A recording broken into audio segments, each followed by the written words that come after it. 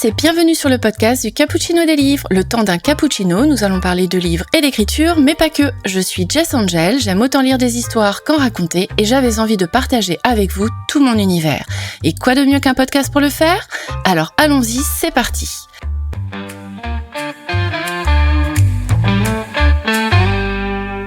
Dans cet épisode spécial interview, nous allons faire la connaissance de l'autrice Sieg Weilban, qui a publié son dernier livre, La demeure des Mahorel, aux éditions Le Lotus et l'Éléphant, avec Anouk Faure à l'illustration. Pour les autres titres, si vous avez envie de savoir ce qu'elle a écrit d'autre, nous avons L'Étoile du soir, qui a été édité aux éditions Albin Michel Jeunesse et qui vient ces derniers jours de remporter le prix Bermond-Bocquier 2025, qui est un prix de littérature jeunesse organisé par la Bibliothèque de Nantes. Et il y a également le roman Plein ciel, publié chez Big Bang, dont les magnifiques illustrations sont de Elisa Roman. Bonsoir Siècle et bienvenue sur le podcast. Bonsoir Jess et merci beaucoup de m'accueillir sur ce podcast. Je suis ravie d'être là. Merci de l'avoir accepté l'invitation. Je suis vraiment ravie de te recevoir.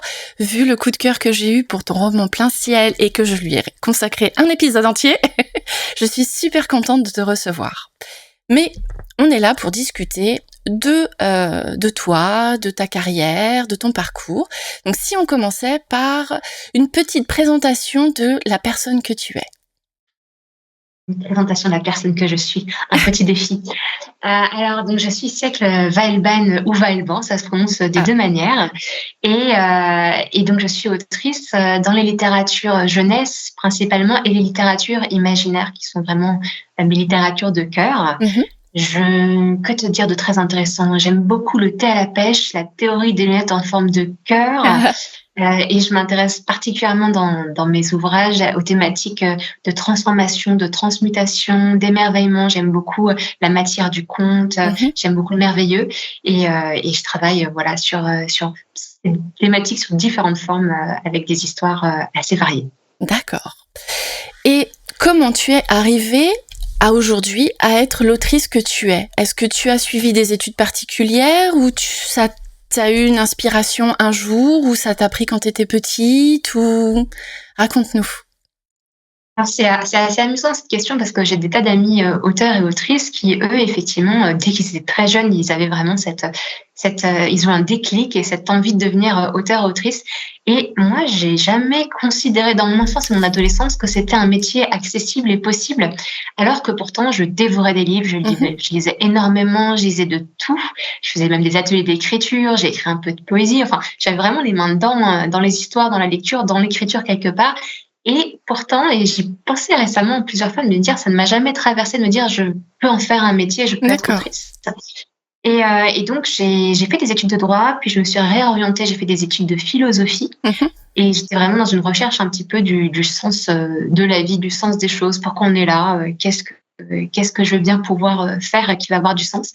Et finalement, j'ai eu ma licence de philosophie, je suis un peu partie sur la route, et c'est quelque chose que je fais régulièrement. Je pars avec mon sac à dos plusieurs mois sur la route et je vais dans différents pays. Et puis là, quand je suis partie vraiment sur ce gros voyage il y a quelques années, un petit moment maintenant, ça fait beaucoup d'années.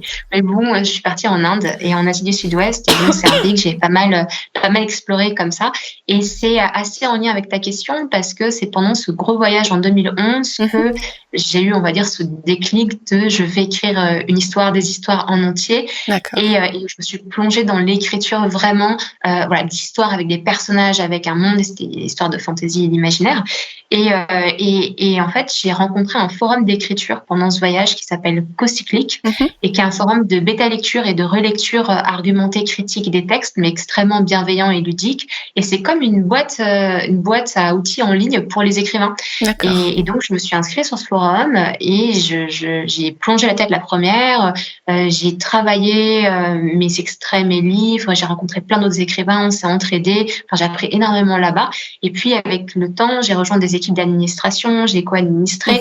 Donc, je me suis beaucoup investie sur ce forum et c'est le moment où, en fait, j'ai vraiment plongé dans l'écriture et j'ai ensuite écrit pendant vraiment des années, différents romans en utilisant les outils de ce forum, en faisant beaucoup de bêta-lectures, c'est-à-dire des relectures critiques et argumentées des textes, c'est-à-dire D'accord. des relectures que je faisais à la fois pour d'autres personnes, mais qui étaient faites sur mes textes et qui apprennent énormément à croiser les regards sur un texte et donc le faire progresser.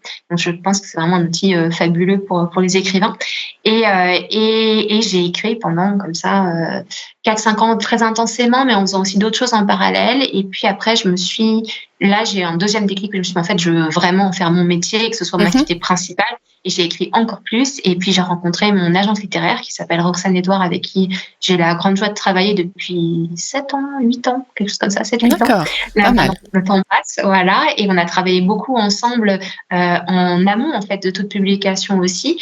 Et donc, c'est un peu particulier parce que je sais que les auteurs souvent écrivent pendant peut-être quelques années, puis ils retravaillent un texte, puis ils l'envoient en recherche éditoriale. Et moi, j'ai vraiment attendu très longtemps puisque j'ai finalement écrit pendant 12 ans avant d'être publiée. D'accord. Et donc, il y a eu à la fois, ça a été un choix parce que j'avais vraiment l'impression que j'avais besoin de progresser, d'apprendre à écrire, et que je faisais plein d'autres choses à ce moment-là. Et puis, j'ai fait ces choix de travailler avec Roxane et ainsi de suite. Mais aussi, je pense que voilà, quand j'étais prête, il y a eu quelques années, peut-être 2-3 ans, on a commencé à chercher, peut-être 2 ans, avant de vraiment commencer à trouver. Et à ce moment-là, j'avais plusieurs textes. Donc, en fait, on est allé chercher sur différents textes, différents profils, différents éditeurs. Et c'est donc l'Étoile du Soir qui a été pris en premier. Et ce qui a entraîné, voilà, ensuite d'autres rencontres avec d'autres éditeurs, mais tout ça, mais parfois à quelques mois d'intervalle, et de façon croisée. Donc, c'est aussi l'avantage d'avoir passé tout ce temps à écrire, où pendant ce temps-là, j'ai écrit avec beaucoup de passion quelques années, et ensuite aussi avec beaucoup de professionnalisme. C'est-à-dire que je me suis dit à moi-même, le syndrome de l'imposteur, ça ne s'arrête jamais. Quel que soit l'endroit où on va. Et ça, je l'ai vu aussi grâce à cette communauté, parce que j'ai vu des parcours de dizaines, de centaines d'écrivains qui sont à différents endroits de leur carrière, et en fait, ça ne s'arrête pas. Et donc, la seule façon d'être légitime, c'est de se donner à soi-même cette légitimité, de l'inscrire en soi, et d'inscrire aussi des actes dans la matière qui sont des actes de professionnalisme. Et donc, je me suis créé des plannings de travail, des méthodes de travail. Donc, j'écrivais tous les jours, j'avais des tas de structures avec des tableaux Excel dans tous les sens, c'est ça. Et puis voilà, des disciplines aussi qui viennent de la bêta lecture, avec à chaque fois des passes de retravail, des retravails derrière, plein de choses que j'ai créées comme ça, et qui font que d'une part j'ai beaucoup progressé, et ensuite je me suis retrouvée avec des textes qui étaient prêts, et plusieurs romans qui étaient vraiment achevés, qui avaient eu plusieurs versions, qui étaient retravaillés, et un peu tout ça en parallèle, ce qui fait qu'au moment où mon premier texte a été publié, j'avais beaucoup de textes derrière qui sont prêts, même si j'en écris d'autres, mais qui du coup sont presque à la queue leu leu, dans la file d'attente, un peu plus loin derrière ceux qui sont terminés. Et ça me permet d'avoir cet avantage énorme dans les écrivains qui veulent en faire vraiment une carrière, de pas être là en train de me dire j'ai écrit un roman, j'ai le deuxième qui est presque terminé, mais ensuite qu'est-ce que je vais faire? Il faut que j'écrive en même temps, et si je veux que ça se lance, il faut que je sois publiée vite pour qu'il y en ait au moins un par an, quelque chose comme ça. Et j'ai pas ça parce que j'ai plusieurs manuscrits d'avance. Donc c'est une grande aide en fait aussi dans la création d'une carrière d'écrivain, qui est un petit peu autre chose que le fait d'écrire ou d'être écrivain ou de terminer des romans, puisqu'il y a une stratégie derrière un petit peu plus, j'allais dire. Justement stratégique. Oui, tout à fait. J'ai un petit peu plus sur la façon dont fonctionne le monde du livre et l'édition, et comment est-ce qu'on peut faire si on veut en vivre et en faire sa carrière principale, ce qui est mon cas. Oui, c'est ce qu'Alicar, on nous avait dit pendant la formation. On nous avait dit que on pouvait écrire un roman déjà en entier, ce qui était déjà pas mal. On pouvait le soumettre, mais qu'en attendant qu'il soit pris, il fallait qu'on écrive d'autres textes derrière. Pardon. Parce que ce qui va fonctionner aussi, si un jour on est publié, c'est qu'on a d'autres matières de textes derrière qu'on peut publier dans la foulée. Et du coup, pour ceux qui sont notamment auto-édités, en fait, ça leur fait un petit catalogue qui va tourner sur lui-même par rapport à toutes les œuvres qui ont déjà été écrites. Ce qui leur laisse à eux le temps après pour pouvoir se concentrer sur d'autres textes, en sachant qu'il y en a déjà quelques-uns qui tournent derrière. Donc je comprends effectivement l'importance d'avoir autant de textes avant d'être publié. Mais du coup, est-ce que tu te souviens quand même de tes débuts, de ton premier texte, de la première histoire qui est sortie de toi avant Cocyclique ou pendant Cocyclique? Oui, complètement, complètement. Alors, je précise juste que effectivement, c'est pas forcément ce qu'il faut faire. D'ailleurs, c'est pas ce que font la plupart des gens, Mmh. d'avoir beaucoup de manuscrits qui sont prêts en avance, parce qu'une fois qu'un manuscrit est prêt, souvent on a envie d'aller l'éditer. Oui. Mais c'est ce qui s'est passé pour moi, à la fois par des choix de vie que j'ai faits et à la fois par les circonstances. Et en fait, aujourd'hui, c'est un énorme avantage. Mais voilà, c'est pas forcément ce qu'il faut faire, parce qu'il y a plein de voies différentes. En fait, je pense qu'il y a 1000 façons d'être écrivain et de construire une carrière qui sont différentes, Mmh. et plein d'entre elles qui peuvent marcher. Mais voilà, pour préciser un petit peu ça, mais voilà, tu as tout à fait raison dans ce que tu précises, sur cette idée des manuscrits. Et alors oui, je reviens à la première question. Je me souviens très bien de la première histoire que j'ai écrite, qui était avant et puis pendant, après ma rencontre avec Cocyclic. Mmh. Et en fait, bien sûr, c'était un projet d'écrivain, premier projet d'écrivain fasciné par la fantaisie. C'était une grande série d'imaginaire, Mmh. fantasy, et qui a depuis beaucoup réduit, que j'ai travaillé. J'en ai écrit même 1 ou 2 tomes, plusieurs fois réécrits, partagé des extraits, eu des retours de bêta-lecteurs. Et finalement, je me suis rendu compte que d'une part, j'essayais de mettre toutes mes idées dans ce premier projet, ce qu'on fait Mmh. souvent quand on commence l'écriture. C'était déjà 13-14 ans. Voilà. Et ensuite que, en fait, l'ambition que j'avais pour ce projet, ce que je voulais raconter dedans, la matière de l'histoire était très claire dans ma tête, mais j'avais pas encore les outils d'écriture Mmh. pour la raconter. Je me fais aussi souvent ce parallèle, en fait, quand j'ai reçu mes premières bêta-lectures sur Cocyclic, mes premiers retours critiques. J'avais posté un extrait justement de ce premier projet, D'accord. et je me disais, bon voilà, moi j'ai fait des études de philo, je sais écrire, Mmh. dissertation, j'en ai fait en long, en large, en travers. Je poste mon premier extrait, et là, en fait, j'ai eu plein de retours, et je me suis dit, ah oui, mais en fait, non, je sais pas écrire. Et quand on écrit un roman comme on écrit une dissertation de philosophie, c'est chiant à mourir, donc c'est pas ça, quoi. Et en fait, j'ai vraiment eu un peu ce choc, cette déconstruction de me dire, je sais pas écrire, en fait, je sais très bien écrire un texte, mais je ne sais pas raconter une histoire. Et Mmh. raconter une histoire, c'est complètement autre chose. Et Oui. ça s'apprend. Et donc, quand j'ai commencé à travailler sur ce texte, c'était vraiment un texte d'apprentissage. J'ai compris qu'il y avait plein de choses que je savais pas, qu'il fallait que j'apprenne, pardon. Et puis j'ai compris aussi que, en fait, l'ambition de ce projet dépassait mes capacités actuelles à ce moment-là D'accord. d'écrivaine. Et donc, c'est un projet que j'ai toujours dans mes cartons. J'en ai réécrit le synopsis, le projet 50 fois. Mmh. J'y reviens régulièrement, mais il est dans ce que j'appelle l'espace congélateur ou frigidaire. Ça dépend. Les frigidaires, c'est pas très long. Le congélateur, c'est très long. Celui-là, c'est très long. Mmh. Et en fait, de temps en temps, je le sors, j'examine, je regarde comment il est, et puis je le remets dans le congélateur. Et au fur et à mesure, il s'épure. À chaque fois que je le sors, je le nettoie un peu, il s'épure, il est plus clair. Je Mmh. comprends mieux comment je vais le faire bouger. Et je le remets en me disant, voilà, j'attends de bons moments pour m'en occuper. Et puis, il se trouve qu'entre-temps, j'ai eu plein d'autres histoires et idées qui sont venues, donc ont pris pas mal de temps et d'espace, et qui m'ont appris beaucoup de choses. Et au jour d'aujourd'hui, je pense que je suis assez prête à écrire ce projet. Il se trouve que j'ai 2-3 autres choses avant à faire, donc qui vont me prendre quelques années probablement. Mais je sais exactement où il est dans l'ordre. J'ai toujours 50 visions de projets à venir avant Mmh. tout ça passer. Et donc, je vois bien où il est dans mon ordre de priorité. Et il a 3-4 crans devant moi, et qu'à un moment donné, là, je vais m'y mettre. Et je sens, après, je verrai comment ça se passe en réalité, que j'ai beaucoup plus la capacité de ces ambitions de ce projet que je n'avais pas du tout avant. Et ça, c'est ces 12, 13, 14 années d'écriture qui m'ont clairement formé et appris ce que j'avais besoin d'apprendre. Mais on progresse tout le temps. L'écriture, c'est jamais fini. Et c'est ça Tout qui à est fait. fascinant, c'est que c'est un travail d'apprentissage constant. Oui, on nous a toujours répété à l'ICAR qu'on devient écrivain en écrivant. C'est complètement d'accord. Donc je comprends qu'effectivement, après une bonne douzaine d'années de travail, tu as pu aboutir à des textes tels qu'ils sont aujourd'hui. Et du coup, Cocyclic, est-ce que tu peux nous en dire un petit peu plus sur ce que c'est comme forum ? Oui, alors c'est un forum effectivement qui a été créé il y a longtemps maintenant. Je sais pas s'il a 20 ans, mais pas loin. D'accord. Ouais, je pense que ouais, ça fait vraiment un moment. Peut-être pas 20 ans, mais bon, plus de 15 ans, je pense. J'ai plus la date exacte en tête. Ça va faire bientôt 20 ans, je pense, d'ici 1 an ou 2. Donc c'est un forum qui a été créé par un groupe d'écrivains passionnés qui étaient à Mhm. l'époque pas publiés, et qui voulaient avoir une plateforme en ligne entre écrivains. Et là, c'est vraiment quand on dit des jeunes écrivains, c'est pas des jeunes écrivains au sens de l'âge, c'est des écrivains qui commencent à apprendre à travailler leur texte, etc.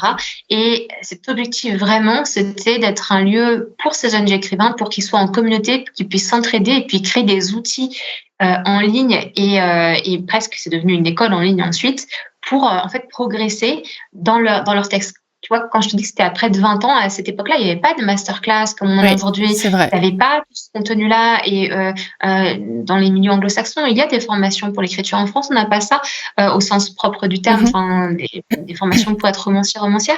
Et du coup, en fait, elle a vraiment pallié ce forum. Ce forum, il a pallié un manque, en fait, peut-être là, et un besoin.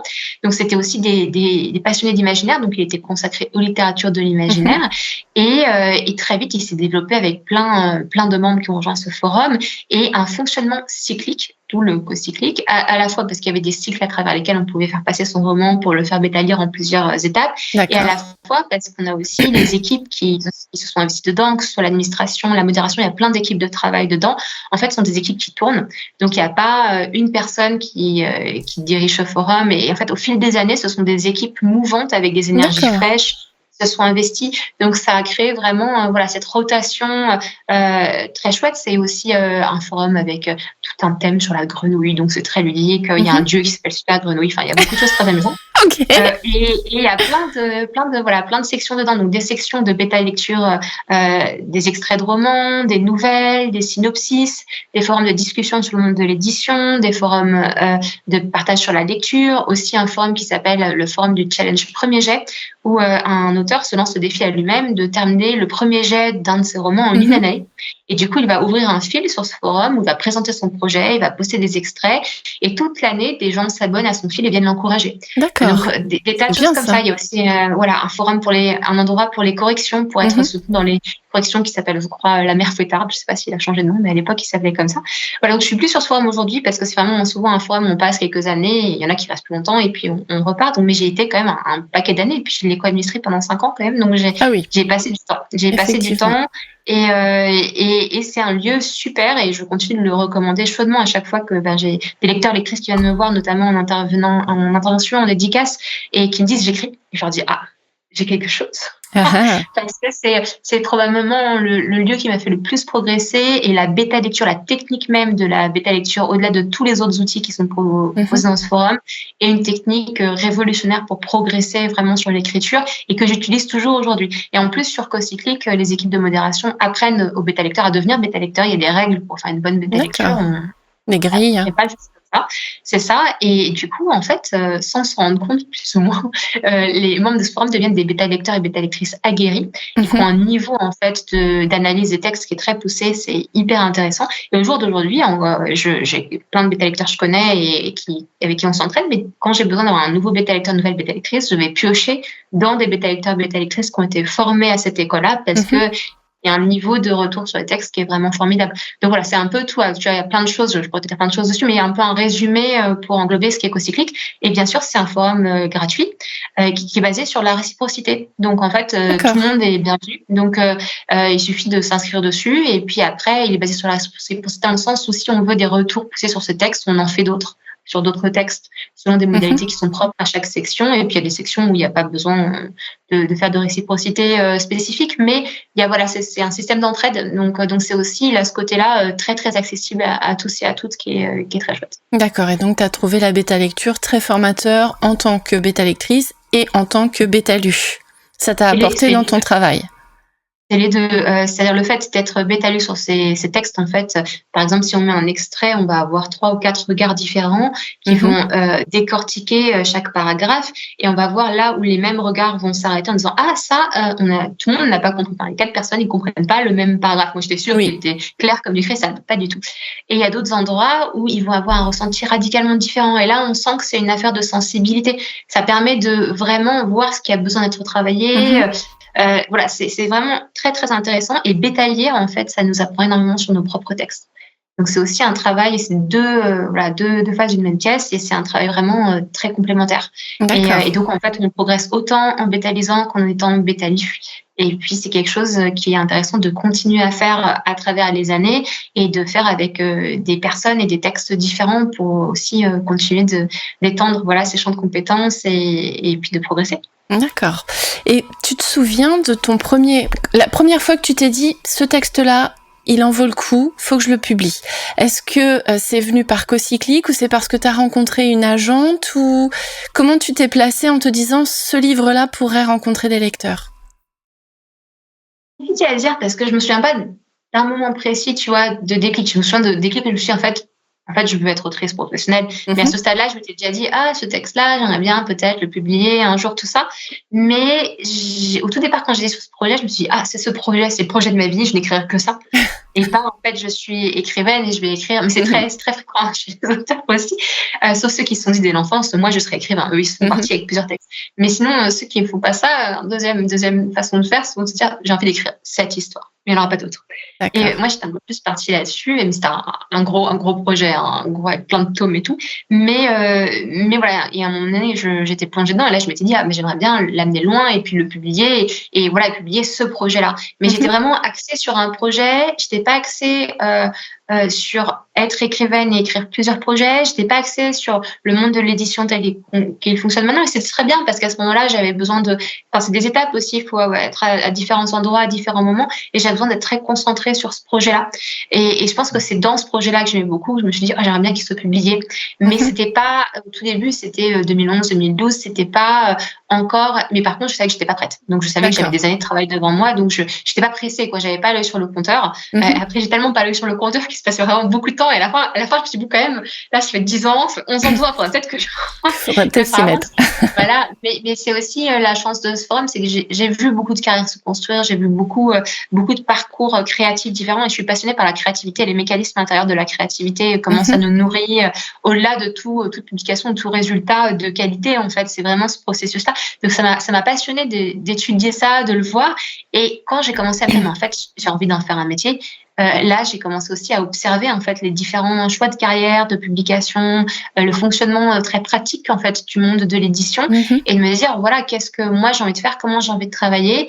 Et puis j'ai aussi tout un chemin aussi personnel de recherche de comment fonctionne l'univers, comment on peut se positionner dans le monde, qu'est-ce qu'on peut auto-créer en soi, Mhm. qui du coup nous en puissance. Enfin, toutes ces thématiques-là m'intéressent beaucoup. Et donc j'ai aussi mis en application tous ces cheminements personnels à la carrière que je voulais construire. Mhm. Et ça s'est fait aussi notamment avec des très belles relations avec mon agente, avec des co-créateurs, parce que j'aime beaucoup la co-création sur des projets qu'on a en commun, avec ensuite du coup mes éditeurs. Et c'est vrai que je cherche et je choisis des éditeurs qui ont un coup de cœur pour un projet pour le porter. Mhm. Et je suis avec mon agente, mais on négocie vraiment mes contrats aussi. Donc il y a vraiment des points très forts de positionnement intérieur dans la façon d'avancer avec ces histoires et de construire avec dans le monde et pas à n'importe quelle condition. D'accord. Donc il y a aussi cette envie de co-création que j'ai, qu'elle soit avec d'autres artistes, avec mon agente pour la co-création de ma carrière et avec des éditeurs avec qui on est dans le même bateau et on porte un roman ensemble, mais il faut du coup qu'on soit d'accord sur la manière dont on va le porter ensemble. Donc Oui. tout un ensemble de valeurs comme ça que j'avais pas forcément en 2011. Je connaissais pas du tout toutes ces choses-là. Mais Mhm. tout ce temps-là, en fait, était à la fois un temps d'écriture et un temps de réflexion sur ce milieu éditorial et sur moi qui j'étais et Mhm. la façon dont j'ai envie de travailler. Et puis des valeurs d'humanisme, des valeurs d'entraide, des valeurs de choses comme ça que Mhm. je voulais retrouver dans la façon de faire les choses. Donc voilà, c'est aussi tout ça qui a maturé en fait, comme dans une bonne petite cave à vin jusqu'à que ce soit le moment. J'imagine. Mais qu'est-ce qui t'a poussé à prendre une agente du coup? T'as essayé de soumettre tes romans toute seule et ça n'a pas eu le résultat escompté ou tu t'es directement dirigée vers une agente pour avoir le côté plus professionnel de la soumission? Alors, Mon agente, on s'est rencontrés en 2016, on a signé en 2017 pour me remettre ça en tête. Effectivement, je crois 2015, j'avais fait quelques premiers envois de recherche éditoriale un peu timides peut-être sur un premier texte. J'avais vu des refus, mais des refus aussi argumentés très chouettes. Et du coup, j'avais retravaillé le texte et j'étais au début de me dire ok, je vais commencer à le renvoyer ailleurs ce texte. Et en fait, j'ai rencontré cette agente, pas par hasard, mais un peu par mouvement du destin. Exactement, mais si quand même. Et en fait, encore avec Ocyclique, on y revient, on organisait aussi avec l'association qui était en lien avec ce forum des événements pour rencontrer des personnes du milieu professionnel de l'écriture. Donc on avait des invités, des conférences avec des éditeurs, avec des doctors script, enfin des gens qui s'occupaient de la technique narrative. On avait des novellistes, on avait des écrivains, voilà. Et à un moment donné, tout doucement, le métier d'agent pointait son nez parce que c'est un métier, il faut savoir, qui est pas très répandu en France. En France, c'est une exception française, voilà.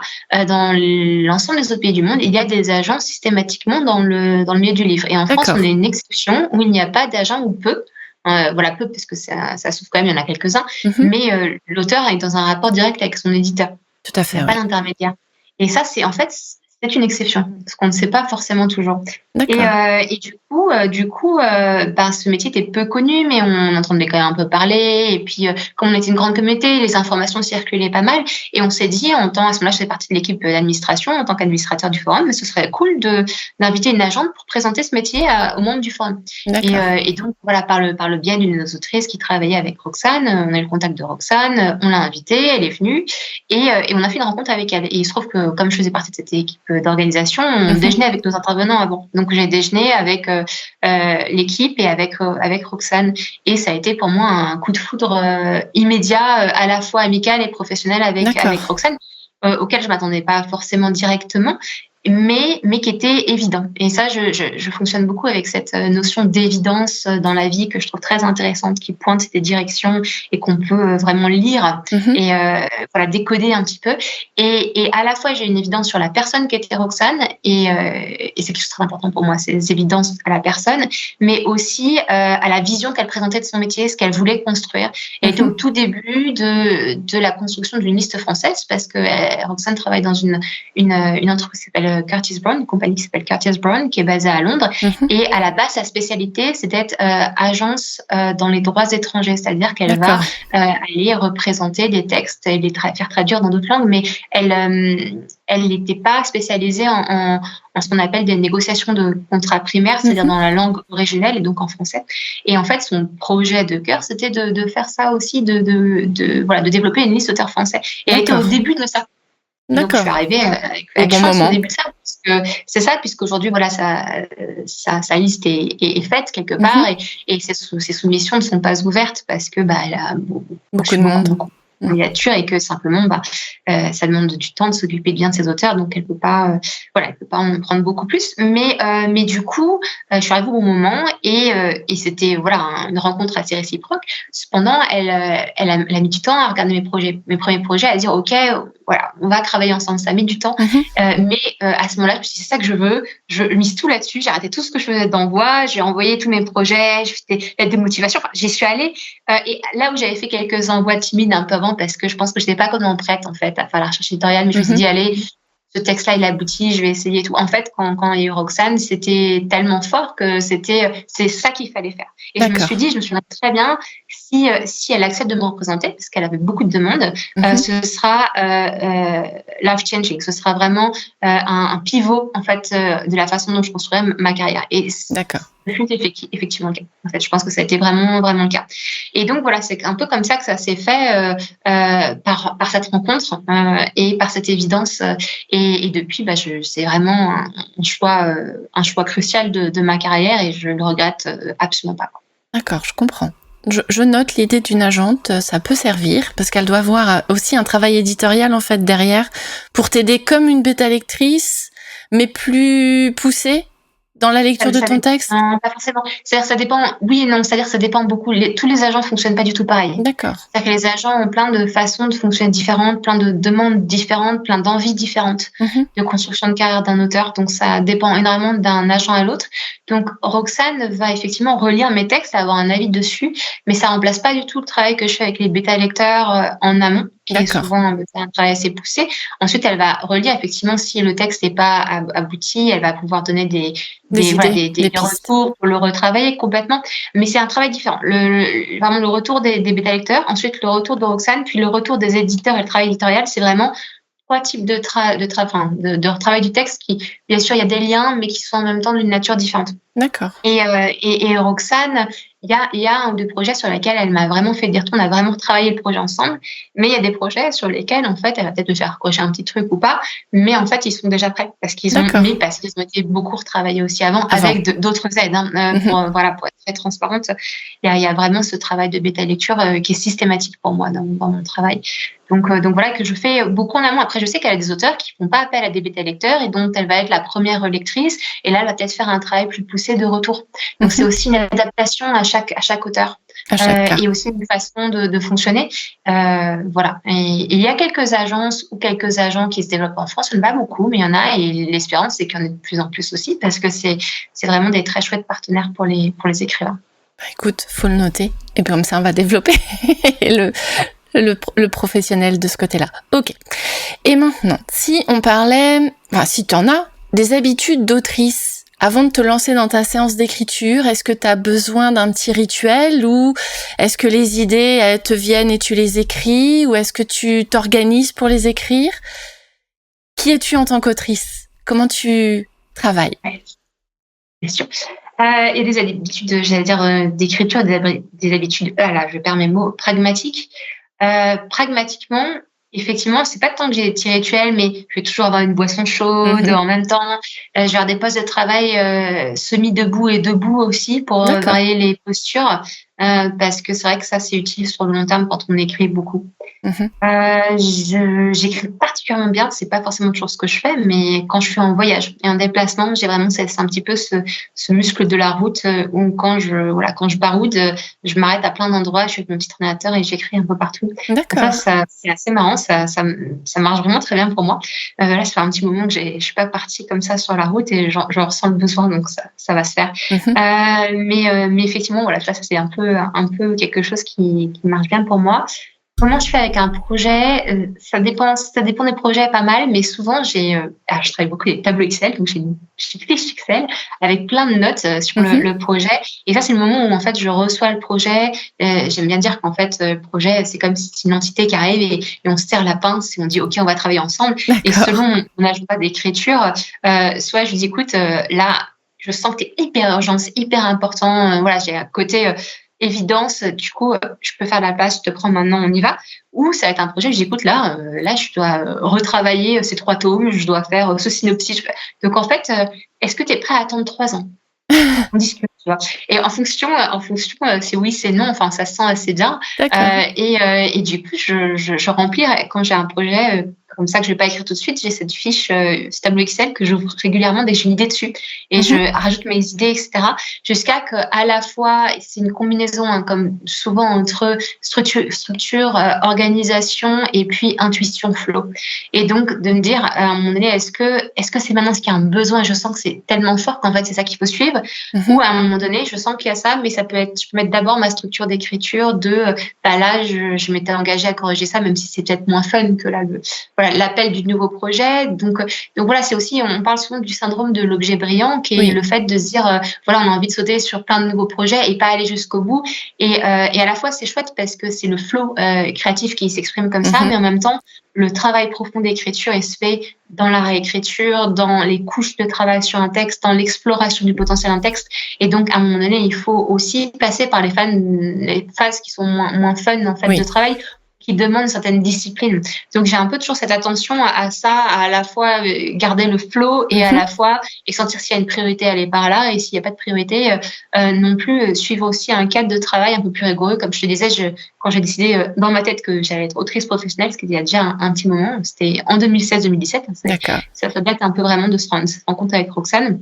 même si avant j'écrivais déjà beaucoup et très sérieusement, mais là je me suis dit, j'en fais un métier et je vais en vivre et ce sera mon Mhm. métier principal. Mais j'ai fait ça des années en amont avant la publication. Et en fait, du coup, ma structure intérieure, elle est avec plein d'outils et de fonctionnements et je sais maintenant entrer dans un petit peu, voilà, je fais ma tasse de thé, je mets parfois des bouffons d'oreilles, je suis sur mon Mhm. poste debout et puis là je dis, OK, là on va dans tel état d'esprit, on le structure, on y va. Mais parce que j'en ai plusieurs. Et j'ai D'accord. aussi ce que j'appelle des réservoirs d'énergie créative qui sont pas les mêmes dans la journée. Je sais quand j'active l'un, quand j'active l'autre. C'est la technique créative, en fait. Mhm. Ça vaut pas que pour l'écriture, pour plein d'autres créations. C'est comment, en fait, j'agence le flux créatif, je le laisse, j'ouvre les portes, je laisse couler à l'intérieur de moi et je le rends le plus fructueux possible dans la matière. Et Mhm. alors ça, c'est vraiment quelque chose qui me passionne. Et on a d'ailleurs créé avec Anouk Faure, avec qui j'écris aussi mon dernier roman, mais on a aussi créé un oracle sur la créativité D'accord.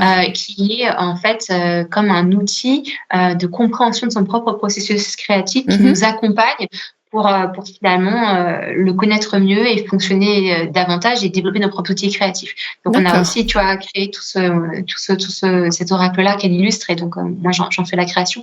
Je m'intéresse pas mal au jeu de tarot, d'oracle, tout ça et tout, Mhm. comme support. Et tu vois là, on est vraiment sur la part fascination du mécanisme créatif. Et donc cette D'accord. fascination qui m'est propre, qui est quelque chose d'un peu différent du fait de vouloir écrire, mais du coup je l'ai mis au service de mon média créatif principal qui est l'écriture et j'ai structuré des schémas à la fois mentaux et à la fois énergétiques et à la fois d'habitude Mhm. qui me permettent en fait voilà de De te jongler avec lancer. pas mal de choses, d'essayer de canaliser cette énergie créative pour développer plusieurs projets, les développer dans la profondeur et sur le long terme et dans une optique aussi d'en faire un métier, mais en étant vraiment très fidèle et loyal à la puissance créative et la force première des projets.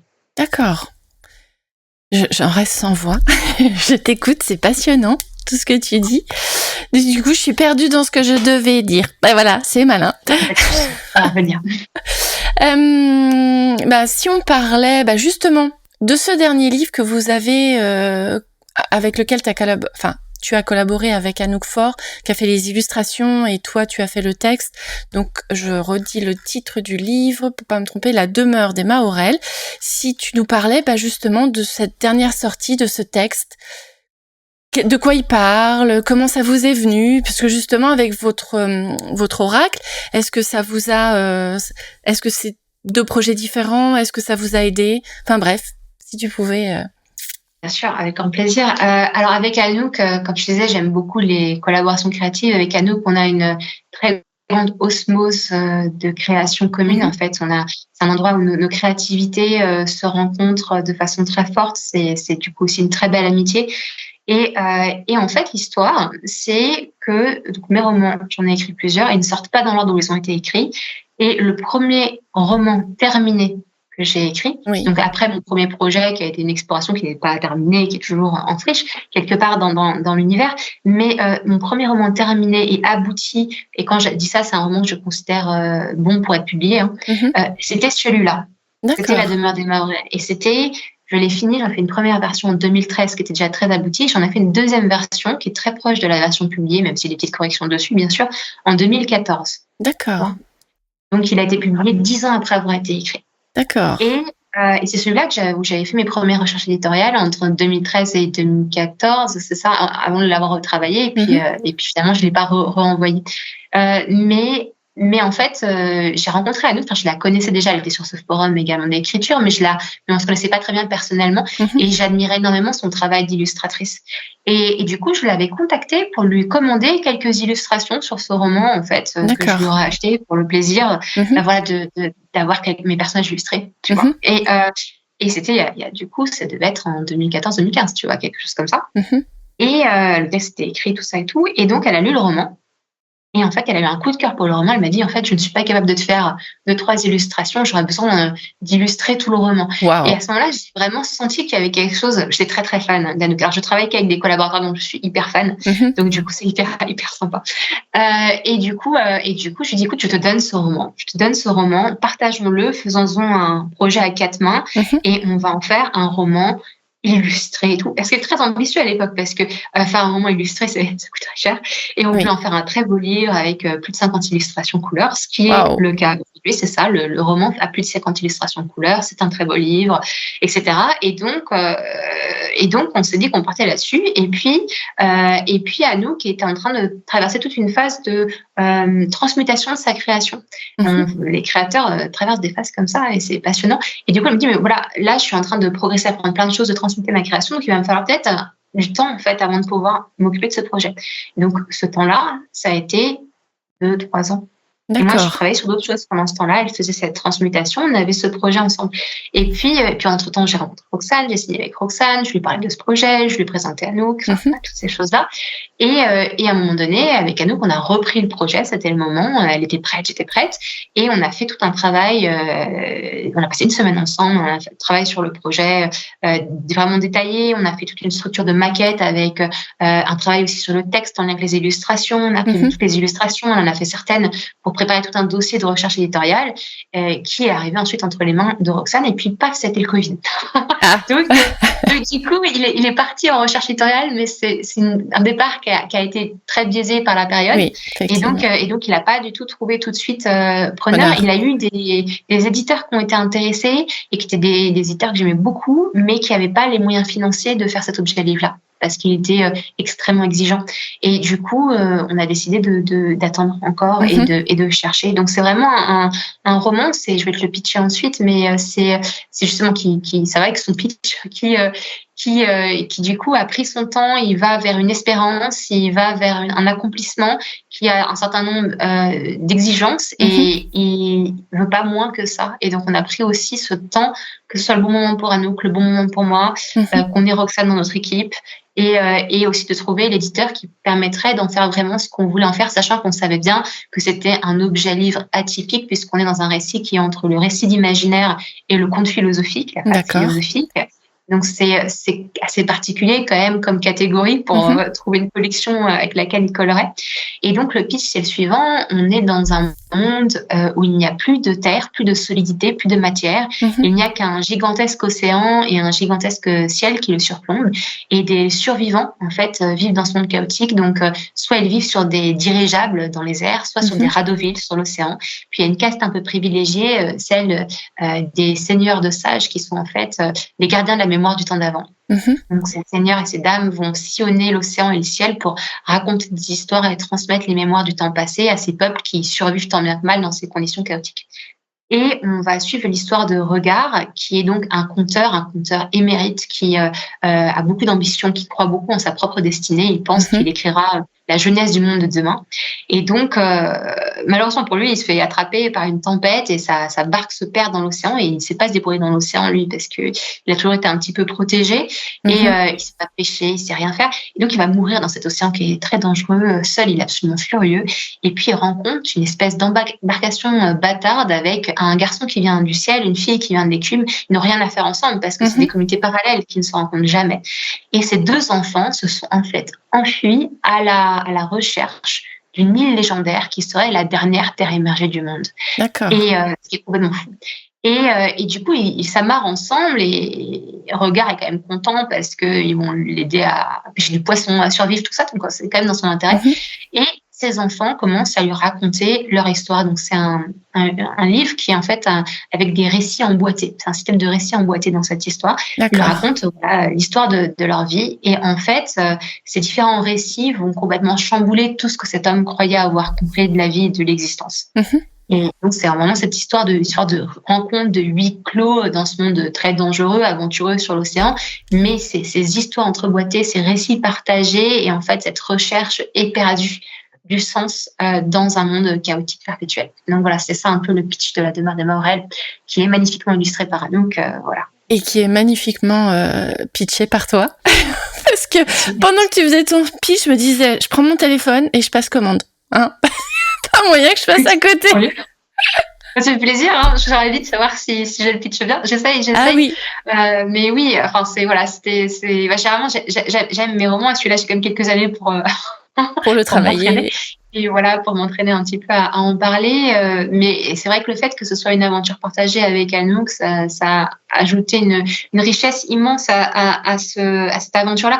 Comme je l'explique souvent je le partage souvent à des amis auteurs et autrices, que je trouve très fort dans le métier d'écrivain, qu'on soit publié ou pas, c'est vraiment les étapes. Aussi, ce qui est très important, c'est les étapes de partage, c'est savourer chaque étape, savourer le fait de finir un premier geste, c'est extraordinaire, réussir à corriger un texte, c'est extraordinaire, avoir des échanges avec des lecteurs sur un texte, c'est extrêmement nourrissant. Voilà, toutes les étapes. En fait, ce qui est intéressant, c'est le voyage, c'est pas que l'aboutissement. Bien sûr, on a envie qu'un texte, il arrive entre les mains de lecteurs et lectrices, mais c'est la capacité à prendre son temps, à aller dans la profondeur et à savourer, à partager toutes les étapes qui fait qu'en fait, le cheminement, il a beaucoup de puissance et de sens et qu'il nous nourrit de l'intérieur. Parce que j'ai vu aussi, à contrario, des auteurs-autrices qui se dépêchaient vite de finir des textes parce qu'ils voulaient qu'ils soient publiés et malheureusement qui n'étaient pas publiés dans des très grandes maisons. Donc, en fait, il n'y avait pas un gros retour des lecteurs immédiatement, même si les textes étaient très bien. Et du coup, qu'il y avait une impression de vide énorme parce que, voilà, en fait, il s'était dit, c'est là qu'en fait, je vais recevoir toute l'énergie nourricière du travail d'écrivain. Et en fait, comme ils avaient tiré sur la corde, ils étaient allés trop vite à la fin dans le sens où ils avaient plus l'énergie pour, tu vois. En fait, du coup, ils disaient, mais en fait, c'est fini, il n'y a pas tout ce que j'attendais. Et en fait, c'est très dur, ça peut faire des coups très durs. Et donc, le fait de vraiment se nourrir de chaque étape, ça veut dire que, quelle que soit la façon dont le projet est reçu par les lecteurs, on espère qu'il soit toujours bien reçu, bien sûr. Et quelles que soient les étapes, en fait, on a gagné à chaque instant. On a été nourri à chaque instant du processus. Être écrivain sur long terme, en plus quand on va publier, parce que c'est un métier difficile, et c'est un métier qui tire aussi sur la relation avec soi-même, qui tire sur les critiques qu'on peut recevoir, sur plein de choses en fait. Du coup, il faut aller chercher dans chaque étape la manne un peu céleste, créative, d'échange avec les autres, qui nous nourrit, qui fait du bien, et qui du coup va donner toute sa valeur au processus. C'est pas l'aboutissement, c'est vraiment tout le voyage. Oui, oui. Je suis d'accord. Tout à fait. C'est ça. Je suis désolée. Tu m'impressionnes tellement. En fait, je suis sans voix. Je t'écoute avec beaucoup d'attention. Mais du coup, si je veux te rencontrer pour justement en discuter en vrai, où est-ce que je peux te trouver dans les prochains mois, semaines? Est-ce que tu as des salons ou des dédicaces où tu vas te rendre? Alors oui, je suis très régulièrement en salon et en dédicace parce que j'ai des parutions régulières, donc du coup, je suis toujours un peu en tournée de promotion. Alors, pas si longtemps que ça, mais là, ça fait longtemps. En fait, ça fait un an et demi. Mais du coup, là, les dates prochaines, je vais être à Annecy pour un book club au Décide. Je crois que c'est le 18 avril. Après, j'ai aussi un ensemble de rencontres scolaires, tout ça, mais ça, c'est des événements privés, donc je pense pas que ce soit l'endroit où on puisse me rencontrer. Après, en festival, là, je sais qu'en mai, ce qui est certain, c'est que je serai au très beau festival d'Écho et Merveille, qui est à Bruguière, à côté de Toulouse. Et donc, il va durer 4 jours. C'est un festival avec aussi énormément de musique, énormément de création imaginaire, d'artisanat. Et voilà. Et là, c'est un salon du livre qui, cette année, pour la première fois, les années précédentes, il était sur une journée. Là, il va être sur 4 jours. Il y a plein de super auteurs et autrices qui sont invités. Je pense que ça va être génial. Donc là, je vais être là. Et je fais un autre salon, là, qui est, là, je disais, j'ai littérature jeunesse et imaginaire que j'aime beaucoup. Un autre salon que je fais, qui est un salon jeunesse, qui s'appelle littérature, littérature. D'accord. En 3 mots. Et qui se déroule à Loubès, c'est à côté de Bordeaux. Et là, ce sera mi-mai. Tu vois. Donc voilà, là, je sais que j'ai Annecy, en termes, d'événements publics, j'ai Annecy, en avril, j'ai ces deux-là.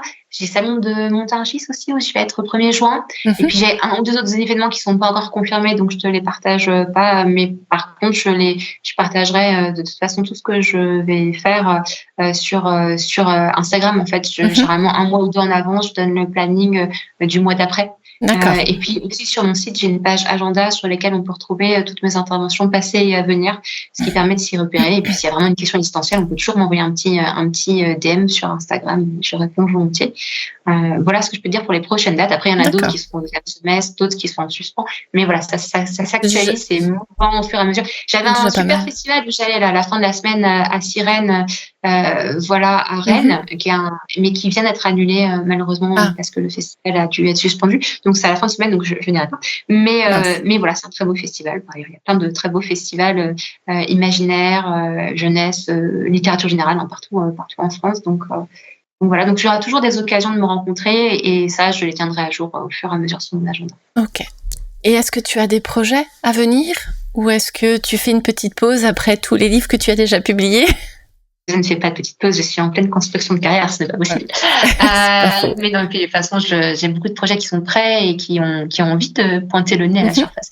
Donc, les prochains projets, sans donner forcément les dates et les éditeurs, parce qu'on n'a pas encore fait des annonces publiques, je vais te donner les 4 prochains sur fin 2025. Il y en a un qui sort fin 2025 et les autres en 2026. D'accord. Et ce sont un prochain roman de fantasy, fresque de fantasy humaniste qui va être publié dans un monde plongé dans la nuit autour de la quête de la lumière intérieure-extérieure. Voilà. D'accord. C'est également ce fameux projet d'Oracle dont je te parlais, avec Anouk, qui sera également publié, là en 2026 plutôt. C'est un double album jeunesse pour enfants que je fomente avec Noémie Chevalier, qui est une super illustratrice et une personne absolument formidable. Donc là aussi, on est les mains dedans, ça va être génial. Et en 2026, et aussi un roman jeunesse que j'aime énormément, qui est d'une couleur intégralement jaune. Voilà, c'est très important. Il est tout jaune et il sortira aussi normalement en 2026. Donc voilà, des projets comme ça, mais qui sont j'aime tous mes projets, mais qui sont pas encore complètement publics, mais je peux te dire voilà ce que c'est, et puis ils seront annoncés au fur et à mesure officiellement avec leurs éditeurs quand le moment sera venu. Ah bah écoute, je vais rester accrochée parce que du coup, si on veut te trouver sur la page Instagram, tu disais on peut aller sur @siekweilban ou bien sur Facebook aussi peut-être. Oui et non, sur Facebook, je suis dessus, mais c'est vrai que j'y vais moins. Je suis vraiment active sur Instagram principalement, même si on peut me trouver sur Facebook. Mais je suis active principalement sur Instagram, et j'ai un site internet aussi sur lequel je mets pas mal d'informations, qui est utile. Donc le plus facile, c'est de me joindre par Instagram. Disons que je mets toutes mes infos sur Instagram, j'en ai mis une sur 3 ou 4 sur Facebook. C'est moins efficace, et plus je garde cet outil-là, mais je suis plus sur Insta et le site internet est par contre très utile aussi. Le site internet, c'est siekweilban.com. C'est ça. Ok. Et maintenant, si on passait à la phase conseil, si tu as des conseils de lecture ou d'écriture, ou les deux, qu'est-ce que tu partagerais avec nous? Conseil d'écriture, avec tout ce que je viens de dire, je pense que ça va être direct. Ça va être faites-vous bétalien. Non seulement faites-vous bétalien, mais surtout trouver une communauté de personnes qui aiment le même type d'histoire que vous avez envie d'écrire, qui en écrivent aussi. Et effectivement, apprenez, on se forme à ça, à bétalire et à relire et à poser un regard toujours bienveillant, mais critique sur les textes, de façon à pouvoir croiser les regards et à la fois bétaliser et recevoir des bêta-lectures, parce que je pense que c'est vraiment un des outils majeurs. Je sais qu'il y a effectivement beaucoup de conseils sur la théorie d'écriture qui circulent, tout ça, et c'est très intéressant, mais je pense que ça doit pas passer avant le fait d'avoir soi-même les mains dans le cambouis et de tester en fait l'écriture. C'est vraiment vivant, c'est vraiment il y a pas une forme toute faite. Moi j'appelle souvent ça la cuisine de l'écriture. On a une sauce dans laquelle on cuisine ces histoires. Chaque histoire peut avoir une sauce différente, mais pour pouvoir développer des sauces différentes, pour apprendre tout ça, il faut tester les trucs. C'est vraiment, il faut pas avoir peur de se tromper. Ça n'a aucune importance d'écrire un truc super nul sur lequel tout le monde rigole. C'est pas grave. Enfin, il faut pas avoir peur de l'échec, faut pas avoir la peur d'avoir des refus, faut pas avoir cette peur-là. Tout ça, c'est que des signes qu'on est en train de faire le travail. Donc, ça veut dire qu'on est courageux et qu'on est en train de faire le travail. Donc, c'est très bien. Et par contre, effectivement, échanger, avoir des retours, pas rester dans sa bulle, lire beaucoup de tout. Ça, c'est un bon conseil aussi pour écrire, parce qu'on se nourrit, et observer les gens. On n'est pas obligé forcément de faire comme moi, d'aller voyager parce qu'au bout du monde, mais en tout cas, d'avoir une curiosité, en fait, de tout ce qui nous entoure. On se nourrit de tout ce qui nous entoure, et ça fait la richesse de ces histoires. Donc à la fois il y a cette nourriture extérieure qui fait la richesse de ce qu'on écrit, et il y a en plus cette technique avec pas mal d'outils, mais notamment là cet outil de bêta lecture que je vais mettre au centre de mon conseil aujourd'hui, parce que c'est important. Et écoute, de conseils de lecture très difficile à dire parce que tellement de choses. Juste pour te dire deux ou trois titres, je suis en train de lire la duologie dynastielle qui s'appelle Emblème, qui est donc une Green Academia. Je suis dedans, je suis moitié du premier tome. C'est somptueux, c'est merveilleusement écrit, c'est hyper sensible, hyper intéressant, avec l'exploration du cauchemar, de la peur, de la sensibilité, et un univers très chouette, très original construit autour. Donc voilà, il y a ça que je lis en ce moment, que je recommande chaudement. En jeunesse, j'ai lu il y a quelques mois, peut-être pas une année, mais il y a quelques mois, j'ai lu très chouette. J'ai lu Millepertuis de Julia Thévenot. D'accord. Qui est sorti aux éditions Gallimard. C'est sur des sorcières modernes. C'est brillant, c'est révérencieux, c'est formidable. J'ai absolument adoré ça. Voilà, donc je peux dire ça. Et puis en imaginaire, tellement de titres. Moi, j'aime beaucoup l'écrivain canadien Guy Gabriel Kay, qui a écrit Tigane, qui a écrit Les Lions d'Alrasan. Et puis, je suis grande fan de Patrick Rothfuss aussi, qui a écrit Le Nom du Vent. D'accord. C'est un roman magnifique. Ou encore, je sais pas si tu connais Joe Walton, qui a écrit Morwenna, par exemple. Morwenna de Joe Walton, c'est du réalisme magique, c'est incroyablement puissant, c'est aussi très psychologique, c'est superbe. Donc voilà, un petit peu. C'est pas mal déjà. Faut s'arrêter parce qu'il y en a tellement, il y a tellement de livres formidables. C'est vrai. On pourrait en parler pour 2 heures. Tout à fait, je confirme, dans mes épisodes, je parle de beaucoup de livres, donc oui, je suis d'accord. Oui. Il y a tout un tas de livres très intéressants. Une dernière chose à partager avec nous, ou tu nous as déjà dit énormément de choses, tu nous as appris beaucoup. Je suis ravie de partager des choses. Je pense, alors voilà, la dernière chose que je vais dire, c'est le partage, c'est important. C'est-à-dire qu'effectivement, on n'est pas le mythe de l'écrivain dans sa tour d'ivoire. C'est un mythe. Alors à la fois, c'est vrai qu'on est quand même devant notre clavier en train d'écrire tout seul, mais en même temps, il y a une richesse de partage, d'entraide dans les communautés des écrivains. Alors moi, celle que je connais plus, c'est les communautés littérature jeunesse et imaginaire, mais dans ces communautés-là, il y a vraiment une richesse immense de relations. C'est profiter du voyage, que je dirais qui est vraiment très important, et s'entraider, et aussi pas avoir peur de tomber. Ça, je te l'ai déjà dit, mais pas avoir peur de tomber, pas avoir peur de recevoir de la critique, de pas y arriver du premier coup. C'est un travail, l'écriture, de longue haleine, de rebond, de remettre 10 fois 1000 fois, plutôt que 10 fois son ouvrage sur le canevas de la créativité. Donc c'est vraiment essayer de suivre son plaisir, suivre sa voix profonde, sa joie profonde, découvrir sa voix profonde. Enfin, c'est tout ça. C'est pas oublier de cueillir tous les petits et les grands instants de joie.